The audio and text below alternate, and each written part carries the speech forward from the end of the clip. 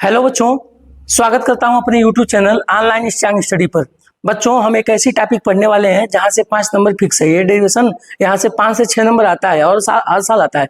किसी न किसी पेपर में ये बनता है। तो देखते हैं, लिखा है वैद्युत द्विध्रुव की अक्षीय अथवा अनुदैर्ध्य स्थिति में वैद्युत क्षेत्र की तीव्रता।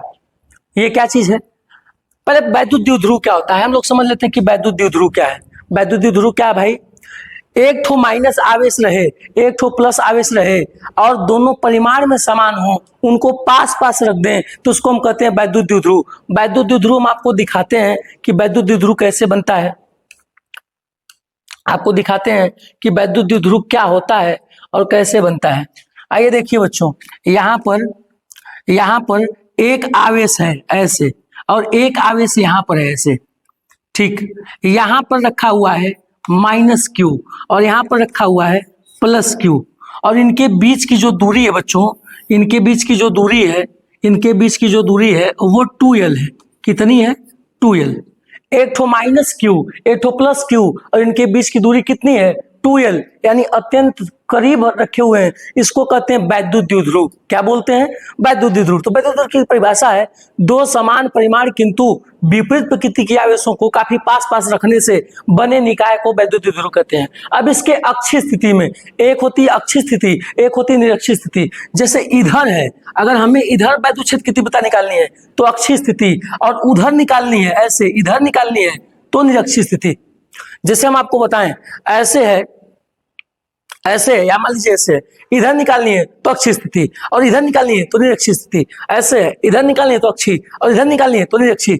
अक्षीय और निरक्षीय को हम आपको समझा दें। जैसे आप सोए हैं, ऐसे मान लीजिए सोए हैं और आपके घर वाले फल फ्रूट आपके इधर रख दिए, इधर, तो ये हुआ अक्षीय स्थिति। ऐसे सिराने रख दिए, आप ऐसे निकाल के खा रहे हैं, अक्षीय स्थिति। और आपके बगलियों में रख दिए, ऐसे सोए आपके बगलियों में रख दिए, इसको ये हुआ निरक्षीय स्थिति। अच्छा, आप ऐसे सोए हैं, यहाँ फल फ्रूट रखा हुआ है, अक्षीय स्थिति, बगल में रखा हुआ है निरक्षीय स्थिति। तो इधर निकालना है तो अक्षीय स्थिति और उधर निकालना है तो निरक्षीय स्थिति में। तो हमने अब आपको बता रहा हूं, माना एक वैद्युत द्विध्रुव AB, एक वैद्युत द्विध्रुव AB, एक वैद्युत द्विध्रुव जैसे ऐसे मान लीजिए ये AB, ठीक। समान परिमाण इनका समान है, ये भी क्यू है, ये भी क्यू है। एवं विपरीत प्रकृति के दो बिंदु आवेशों माइनस क्यू तथा प्लस क्यू से, ये ठो माइनस क्यू, ये ठो प्लस क्यू से मिलकर बना है, जिनके बीच की दूरी कितनी है? 2l है, ठीक। अच्छा, वैद्युत द्विध्रुव के परावैद्युतांक के माध्यम में स्थित है, जिस माध्यम में स्थित है उसका परावैद्युतांक कितना है? के है। चलिए ठीक है। इसके अक्षीय स्थिति में, यानी इधर वैद्युत क्षेत्र की तीव्रता निकालनी है, लेकिन कहां से? केंद्र O से। ये जो केंद्र है, ये केंद्र O है, इससे कितने दूरी पर निकालनी है? R दूरी पर कौनो बिंदु P है, उसी बिंदु P पर हमें क्या निकालनी है? वैद्युत क्षेत्र की तीव्रता। एक यहाँ माइनस आवेश, एक यहाँ प्लस आवेश। अच्छा, इसके बीच की दूरी 2l, इससे इसके केंद्र O से R दूरी पर वैद्युत क्षेत्र की तीव्रता निकालनी है, तो हम लोग निकालेंगे। अब हम लोग अगले पेज पे देखते हैं कि वैद्युत क्षेत्र की तीव्रता किधर निकालनी है और ये कितनी होगी, समझते हैं हम लोग। चलिए ठीक बच्चों, अब हम लोग बनाते हैं और बना करके देखते हैं कि वैद्युत द्विध्रुव कौन है और क्या कैसे क्या है।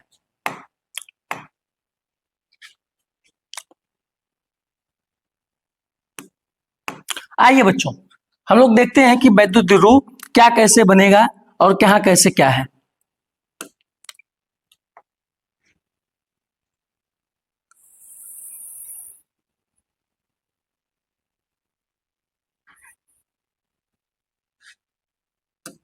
यह यहां पर एक माइनस, यहां पे एक माइनस और एक प्लस क्यू रखा गया है आवेश। देखिए, यहां पर एक आवेश रखा गया है बिंदु आवेश, और यहां पर भी क्या रखा गया है? एक बिंदु आवेश। अच्छा, ये प्लस क्यू है, कितना भाई? Plus Q. ये प्लस क्यू है और ये क्या है? ये माइनस क्यू है। एक प्लस क्यू है, एक माइनस क्यू है। इनके बीच की दूरी कितनी है? इनके बीच की दूरी 2l है और इसका केंद्र ये है O, इसके बीच की दूरी कितनी है? 2l। ये भी l और ये भी क्या चीज? l। ये भी दूरी कितनी? l, ठीक है, समझ गए। इसके केंद्र O से, कहां से? केंद्र O से R दूरी पर, केंद्र O से कितना दूरी पर, आर दूरी पर एक बिंदु था जिसका नाम है पी, एक बिंदु है पी जिस पर हमें निकालनी है वैद्युत क्षेत्र की तीव्रता। चलिए ठीक है, अब आप जानिए प्लस क्यू आवेश के कारण वैद्युत क्षेत्र की तीव्रता इधर होगी, इधर ये होगी ई ए, ई ए, क्योंकि यहां पे बिंदु ए है और यहां पे बिंदु क्या है, बी है। चलिए माइनस क्यू आवेश के कारण वैद्युत क्षेत्र की तीव्रता इधर होगी, इधर होगी, इधर होगी, ई क्या होगी, ई बी, ई बी। ठीक, एक बात और हम लोग देख लेते हैं कि प्लस क्यू से दूरी और माइनस क्यू से दूरी क्या होगी।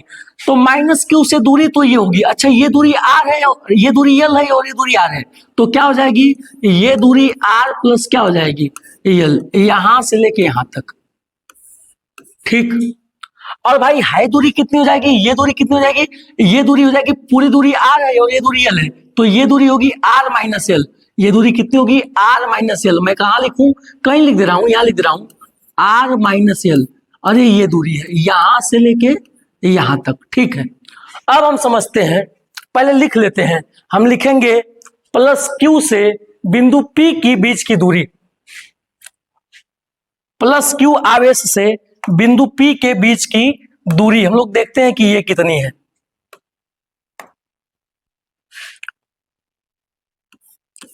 प्लस क्यू आवेश से बिंदु पी के बीच की दूरी,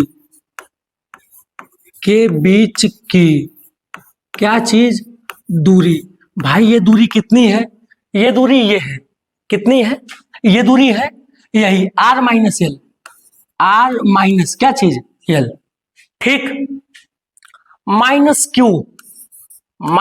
क्यू आवेश से बिंदु पी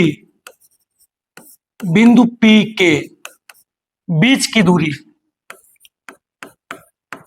बीच की क्या चीज, दूरी, ये कितनी होगी, ये दूरी है आर प्लस यल, ये दूरी कितनी है, ये दूरी है आर प्लस क्या चीज, यल। ठीक, अब हम समझते हैं, एक बात हम जानते हैं कि किसी बिंदु आवेश के कारण वैद्युत क्षेत्र की तीव्रता कितनी होती है। जैसे यहां पर एक बिंदु आवेश रख दिया जाए प्लस क्यू, और इससे कितना दूर, आर दूरी पर वैद्युत क्षेत्र की तीव्रता कितनी होती है, यहाँ पे मान लीजिए बिंदु पी है, तो ये ई का मान होता है कितना, 1/4 पाई एप्सिलॉन नॉट, और ये क्यू अपान क्या चीज, आर स्क्वायर। ये मैं आपको बताया था, एक बिंदु आवेश के कारण वैद्युत क्षेत्र की क्या है, तीव्रता। तो बच्चा प्लस क्यू आवेश के कारण वैद्युत क्षेत्र की तीव्रता कितनी होगी, हम लोग को ये जानना है, तो लिखेंगे प्लस क्यू आवेश के कारण पी पर वैद्युत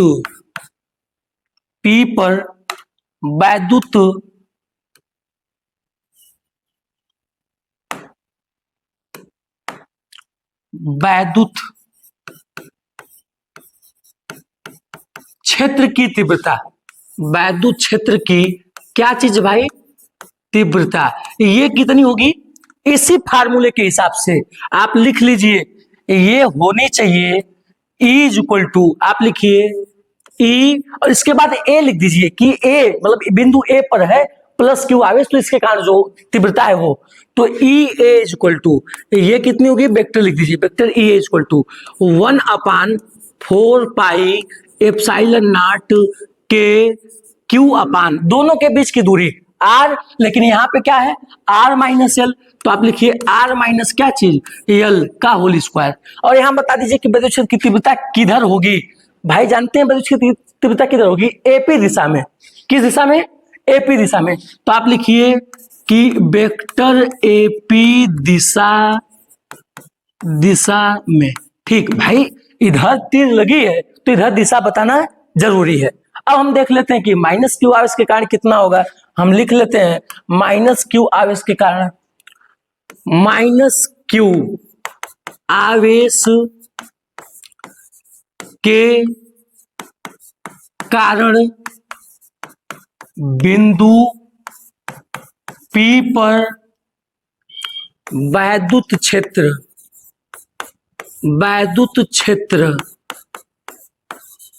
की क्या चीज, तीव्रता। ई कितनी होती है? अरे ये होती है, सेम बात ये ईबी के कारण, यानी vector EB equal to 1/b का मतलब क्या है? बी का मतलब कि बिंदु बी पर जो आवेश माइनस क्यू रखा हुआ है उसके कारण बिंदु पी पर विद्युत क्षेत्र की तीव्रता 1/4 पाई एप्सिलॉन नॉट के क्यू अपान दोनों के बीच की दूरी, अरे आर प्लस क्या चीज यल, और इसका क्या चीज स्क्वायर। आप यहां दिशा भी लिख दीजिए, इधर पीबी की दिशा में, भाई इधर होगी पीबी, वेक्टर पीबी की दिशा में, वेक्टर पीबी की दिशा में। चलिए ठीक है। अब बच्चा एक बात जानिए कि बिंदु P पर परिणामी वैद्युत क्षेत्र की तीव्रता कितनी होगी। हम लिखते हैं बिंदु P पर परिणामी वैद्युत क्षेत्र की तीव्रता,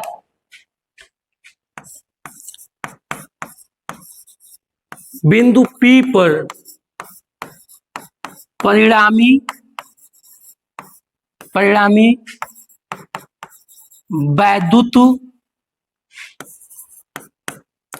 क्षेत्र की क्या चीज, तीव्रता। ये कितनी होगी जानते हैं? जब दो सदिशों को जोड़ा जाता है तो ऐसे बस सिंपली जोड़ रहे हैं, जैसे देखिए vector E is equal to, ये फाइनल है, vector E A plus vector E B. ई भाई उधर वाली और इधर वाली दोनों को हम जोड़ देंगे तो परिणामी ई मिलेगी। दोनों को जोड़ने के बाद ये टोटल मिलेगा कि वैद्युत क्षेत्र की तीव्रता बिंदु पी पर कितनी होगी। अच्छा एक बात, अच्छा आप लिखना चाहे यहां पे तो आप लिख सकते हैं, किससे? अध्यारोपण के सिद्धांत से, अध्यारोपण के सिद्धांत से, ठीक, अध्यारोपण के सिद्धांत से। ठीक बच्चों, अब एक बात जानिए कि एक वेक्टर उधर हो एक वेक्टर इधर हो, दोनों की दिशाएं विपरीत हो तो दोनों वेक्टर घट जाते हैं। एक वेक्टर उधर है एक वेक्टर इधर है, जिसे हमें कोई 10 न्यूटन के बल से इधर खींचे, 10 न्यूटन के बल से इधर से खींचे तो 10 न्यूटन के बल से इधर खींचे और 5 न्यूटन के बल से इधर खींचे तो 10 में से 5 घट जाएगा। वही बात, एक की दिशा उधर है एक की दिशा इधर है, तो फाइनली जब हम निकालेंगे तो दिशाएं उसमें से इसको क्या करेंगे, घटा देंगे। तो वही काम करेंगे हम लोग। ठीक, हम लिखेंगे, हम क्या लिखेंगे? हम ये लिखेंगे चूंकि दोनों की दिशाएं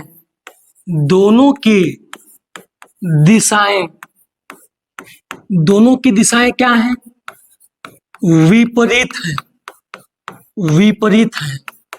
अरे भाई एक ठो इधर था और एक ठो इधर था, तो एक की दिशा उधर, ये इधर था और ई बी इधर था, दोनों की दिशा विपरीत थी, हम घटा देंगे तो विपरीत है। इसलिए क्या होगा? बिंदु P पर परिणामी विद्युत क्षेत्र की तीव्रता E बराबर क्या हो जाएगा? E बराबर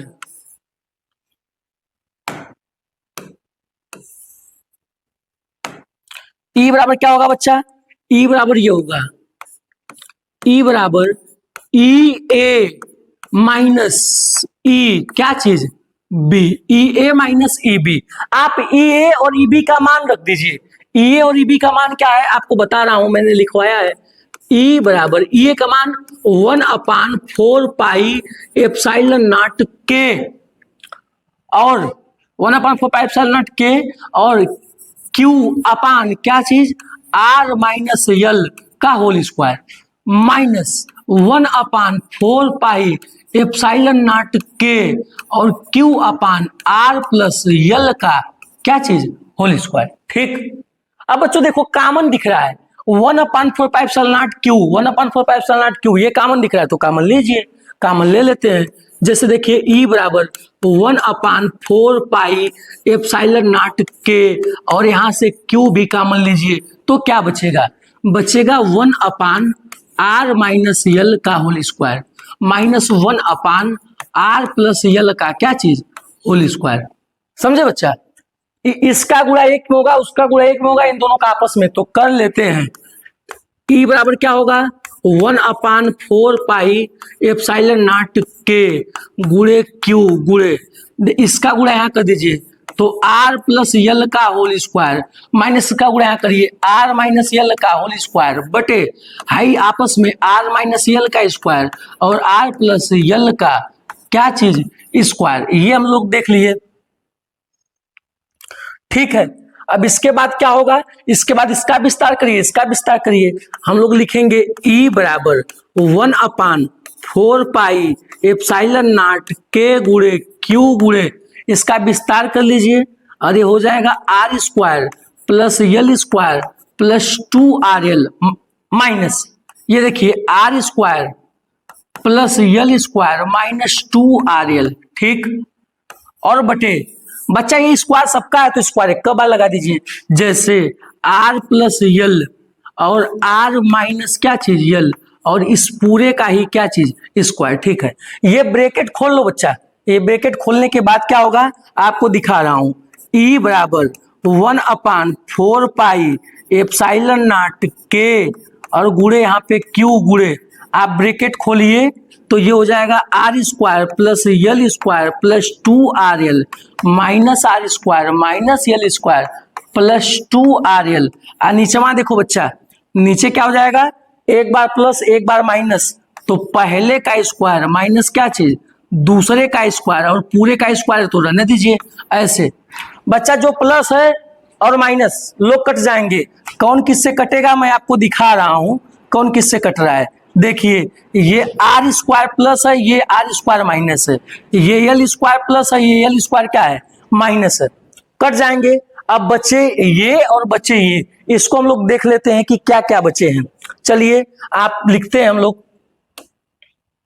लिखिए ई बराबर हम लोग क्या देख पाए, ई बराबर हम लोग देख पाए ई बराबर 1/4 पाई एप्सिलॉन नॉट के गुणे क्या चीज क्यू गुणे 2RL और 2RL, ये कितना हो जाएगा, ये हो जाएगा 4RL 4RL और नीचवा क्या हो जाएगा, नीचवा हो जाएगा R square minus L square और इस पूरे का क्या चीज स्क्वायर। अब थोड़ा एडजस्ट करते हैं बच्चों, ये जो यल स्क्वायर है ये बहुत छोटा है भाई, दोनों लोग बहुत पास पास रखे थे तो यल स्क्वायर बहुत छोटा है। जब यल स्क्वायर बहुत छोटा है तो ये पहले बात तो यल बहुत छोटा है, 2L बहुत छोटा है, फिर यल बहुत छोटा है, यल स्क्वायर उससे छोटा है, यानी यल स्क्वायर आर स्क्वायर की तुलना में इतना छोटा है कि इसको इग्नोर कर दीजिए। हम लिखेंगे चूंकि L square is more less than with respect to R square, इसलिए क्या हो जाएगा, इसलिए ये हो जाएगा E बराबर 1/4 पाई एप्सिलॉन नॉट गुणे, इस 4 को कैसे लिखेंगे, इस 4 को लिख दीजिए 2 गुणे और इसको क्या लिख दीजिए, फिर 4 में से 2 निकालिए, मतलब 2 यहां 2 यहां, इसके बाद Q, इसके बाद यल। ठीक है, और मतलब वही बात है, 4 जो है क्या 2 यहां है 2 यहां है, Q है R है और क्या है यल है। नीचवा आर यल स्क्वायर को आप इग्नोर कर दीजिए तो आर स्क्वायर बचेगा और इस पूरे का क्या बचेगा स्क्वायर। ठीक, हम जानते हैं चूंकि 2Q गुणे यल ये होता है वेक्टर P, ये क्या होता है वेक्टर P होता है, आप सिर्फ P लिखिए तो देखिए ये क्या चीज है, ये क्या चीज है, इस चीज को देख लीजिए। हम लिखेंगे E is equal to 1/4 pi epsilon naught गुणे ये 2 और ये जो चीज है इसी को कहेंगे P और अपान नीचवा। अच्छा एक चीज इसमें R है, ये है R मैं लिखना भूल गया था तो R लिख दीजिए, यहाँ पे भी R लिख दीजिए और ये R की घात कितनी है 4। देखिए फिर से ये 4 में से 2 यहाँ 2 यहाँ और ये Q था Q लिखा हूं यल लिखा हूं और R लिख दिया हूं। अब R इसकी एक घात को काटेगा तो E का मान क्या आ जाएगा, E बराबर 1/4 पाई एप्सिलॉन नॉट। आप K लिखते आए तो K को भूलिए मत, K को भी लिखते रहिए, K को भी लिखते रहिए और इसका मान हो गया 2P और अपान हाई R की घात 4 है R है तो R की घात कितना 3। वैद्युत क्षेत्र की तीव्रता इतनी होगी। अगर आप सदिश रूप में लिखना चाहें तो हम लिखेंगे, क्या लिखेंगे, लिखेंगे सदिश रूप में, सदिश रूप में। सदिश रूप में आप क्या लिखेंगे, यहीं पर लिख दीजिए vector E, vector E is equal to 1/4 pi epsilon naught के 2p, और इसको लिख दीजिए वेक्टर अपान r क्यूब, ये होगा। तीसरी बात, यदि निर्वात हो तब क्या होगा, यदि निर्वात हो, यानी जिसको हम रखे हैं वैद्युत द्विध्रुव को, उसको निर्वात में रखे हो, तब k का मान क्या हो जाएगा, 1, यानी कि vector E is equal to 1/4 pi epsilon naught और हाइट 2p अपान r क्यूब, यहाँ वेक्टर यानी तीर लगा दीजिए, और ये हुआ वैद्युत क्षेत्र की तीव्रता E का मान। ठीक, इसके बाद अच्छा, इसका मात्रक अगर आप लिखना चाहें तो लिख सकते हैं, इसका मात्रक वही न्यूटन प्रति क्या चीज, कूलम। ये हुआ बच्चों वैद्युत क्षेत्र की तीव्रता, वो भी किस स्थिति में, अक्षीय स्थिति में। मुझे उम्मीद है कि आपको बात समझ में आई होगी। यहां से 5 नंबर आता है। ठीक बच्चों, धन्यवाद।